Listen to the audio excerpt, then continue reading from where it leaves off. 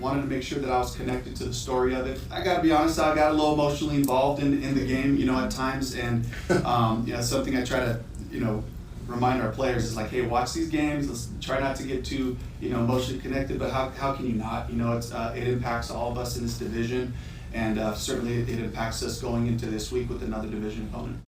Dave Canales was obviously watching the Saints-Bucks with a keen eye. With the Bucks lost, now the Panthers and the Bucks are tied atop the NFC South. Saints host the Panthers this weekend at the Superdome. Of course, the Saints beat Carolina Panthers back in Charlotte earlier this year. It was Tyler Shough's first win. So what does he do for an encore? We'll find out this weekend. A couple of notes. The Saints will stick, by the way, with Charlie Smith after missing his the first field goal attempt. It was his first miss, I should say, this past weekend, the 48-yarder that he missed in the first half, which was disappointing. But they're going to stick with him, give him his third opportunity here. If he wavers again, we could see Cade York. That's something notable. It's also interesting coming out of the Bucks game. We always like to look at the Pro Football Focus grade, something we do a lot with the LSU games coming out of the weekends, but with the Saints as well. And Ross Jackson has a big write-up at LouisianaSports.net, similar to what Hunt does for the LSU games, breaking down the PFF grades. And I think sometimes you can always derive a few things from PFF. For New Orleans, the top 5 graded players overall: Pete Werner, Juwan Johnson, Tyler Shough, Alontae Taylor, of course, had an interception. But maybe the most encouraging one was Kelvin Banks, who had a 79.9 grade. And I think the most interesting part of Banks' grade was how well he did in the run game. And, of course, the 34-yard touchdown run for Tyler Shough was around the left side with Banks leading the way. And some of those design runs were to the left side behind Banks. So that's one of the things that, as we've talked about, a big athletic, franchise left tackle, we think so much about pass protection. But when you can, typically the left side of your line is your better pass blockers, the right side of your line are your better run blockers. But this is one of those instances where you have a really good run blocking left tackle as well there with Banks.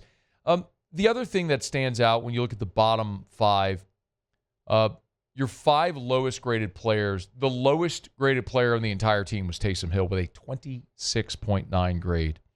Jonah Williams, Jonathan Bullard, Cesar Ruiz, and Quincy Riley. And Ruiz, he's just permanently entrenched in these bottom rankings because he's, as we've talked about, one of the worst in the NFL at his position. He's one of the worst starters in his position.